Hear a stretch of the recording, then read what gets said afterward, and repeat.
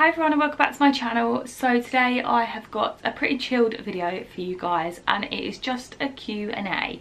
So I posted on Instagram a few days ago, weeks ago, not sure when I'm going to upload this video, but I posted a picture basically asking you guys to send in and comment your questions, literally like anything. I asked you to ask me anything. I like doing these Q&As because I feel like I kind of give something back to you all and just kind of give you a little bit more of an insight into my personality and me and my background and my life, and yeah, so I just think it's quite nice to do.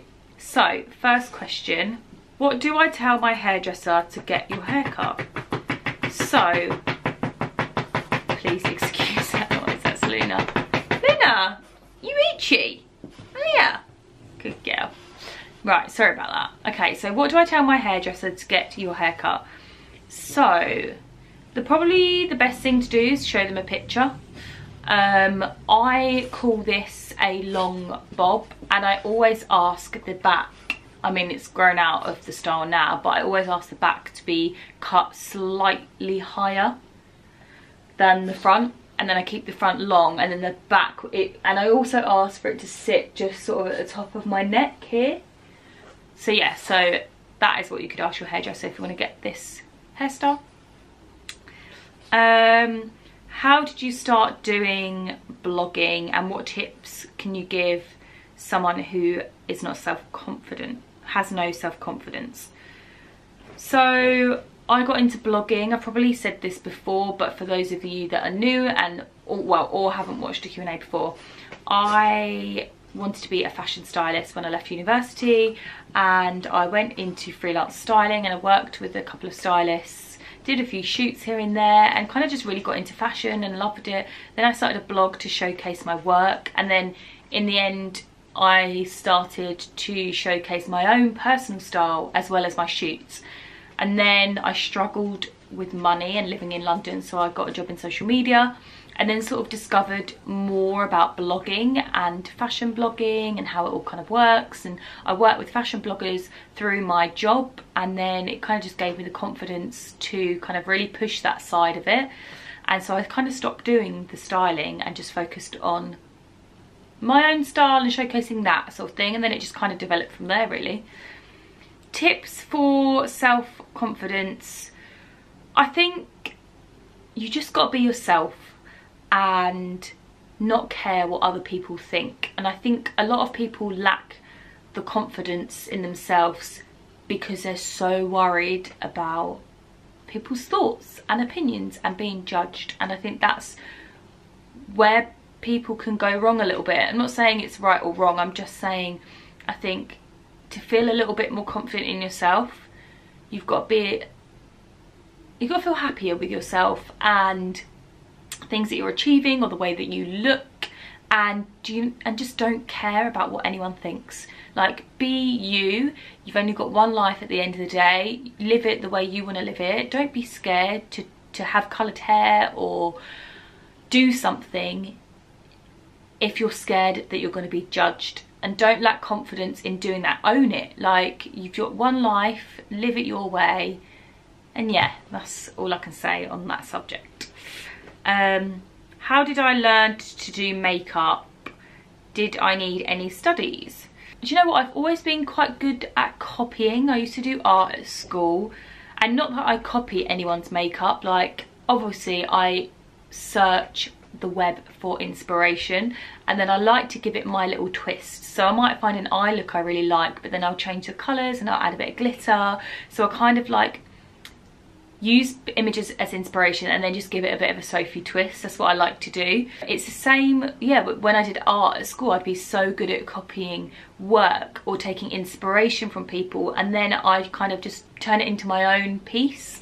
But yeah, but practice makes perfect, I believe. So the more you practice makeup, the better you can get at it, and you learn little tips along the way. You can learn from video tutorials on YouTube. That's so good. That's amazing that we even get YouTube now and we can watch video tutorials of people doing things and talking us through, because that also helps with learning. What's my biggest fear? Do you know what? I'm going to tell you guys, because I spoke about this the other day with Paige, Joanna and Charlotte Jonesy. My biggest fear is dying. No one, and we even said like, no one actually ever talks about it openly.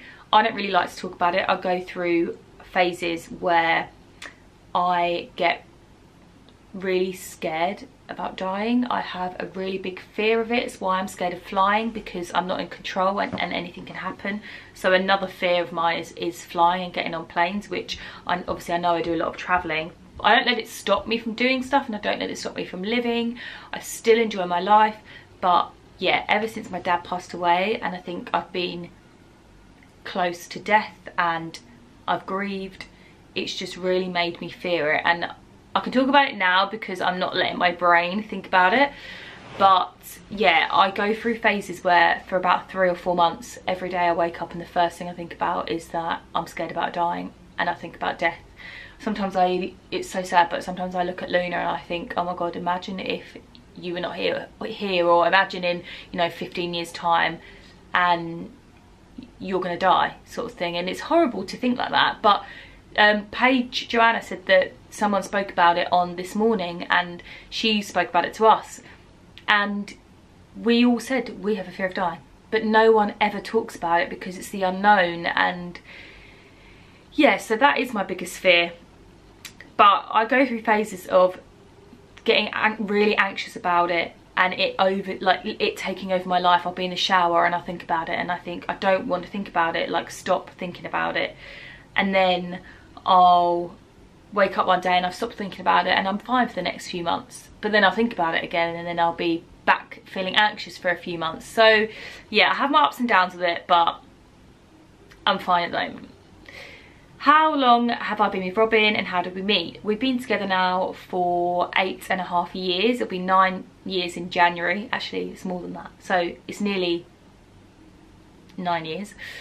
And we met through my best friend at school. So yeah, I think I invited him to my 18th birthday party and he didn't come. And then that got us talking. So I was like, why didn't you come? And then he was like, oh, add me on MSN. Back in those days, if you remember MSN, put your hands up. Yeah, and then we just got chatting on that, and then we went to cinema and went on a few dates, and it just kind of progressed from there. And now we're getting married next year. It's ridiculous. How did I grow my YouTube channel? This took a while. I've spoken to a lot of bloggers over the past, and I've asked them how they've grown theirs, or like I've seen videos of them talking about how they've grown theirs. And a lot of theirs is they've said that one video has gone viral and it's kind of just helped their growth, which I've done YouTube for about nearly 4 years now, and it's been a very long, slow process. I feel like consistency is really good as well. So I upload 3 times a week. I do Tuesday a weekly vlog, Thursday a video, and a Sunday a video. They can just be whatever video I feel like I want to do. It might, you know, be a Christmassy one, it might be a Halloween one, depending on the time of the year. So yeah, so Tuesday weekly vlog, Thursday, Sunday just generic videos.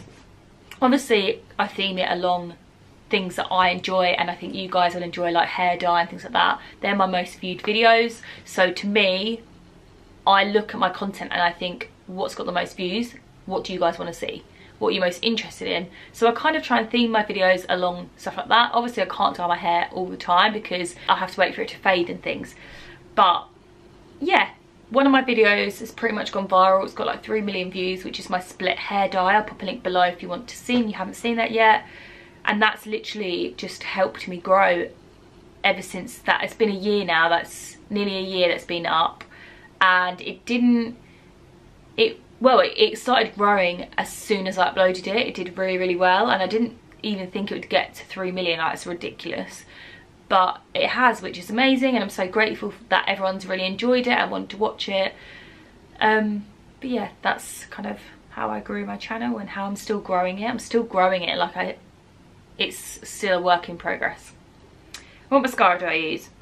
I use so many different mascaras because I get sent a lot of beauty products to try out, so I've got a variety. Probably my favourites that I can say is the Ciate Wonder Wand mascara. Love, love that.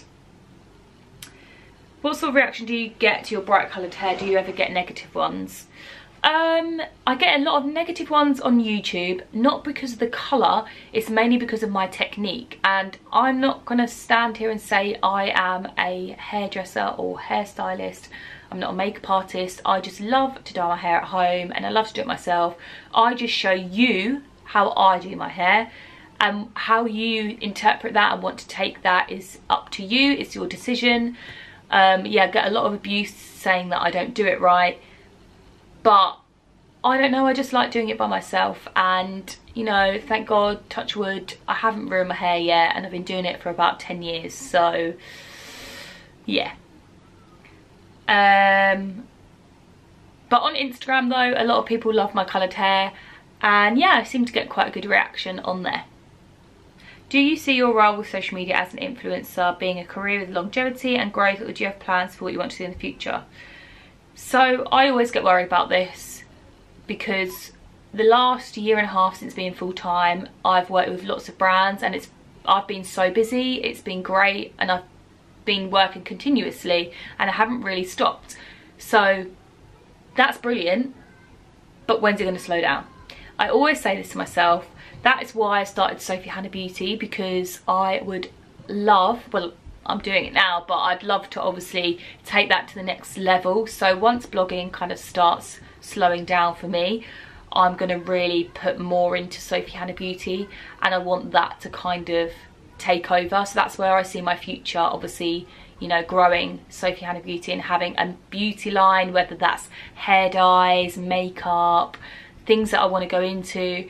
You know, it's hard obviously doing the brand and blogging and planning a wedding right now, so at the moment I'm limited to doing glitters and facials, but I know you guys love them and I love them, so I don't mind doing that at the moment. I am looking into other products at the moment, but it is just going to take time.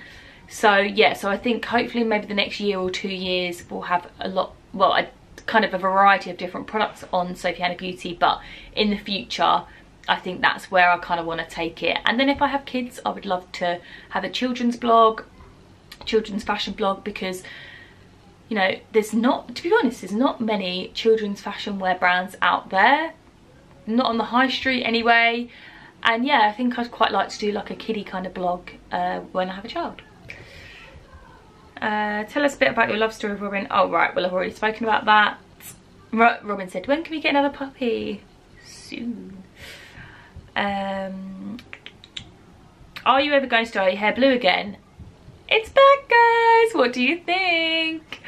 It took me so long. So I've not been blue for ages now, and I knew it was going to come back, but I just wanted to trial other colours first. And as I've always said, blue stains, so once I'm blue there's literally no getting rid of it unless I kind of really work hard at getting rid of it.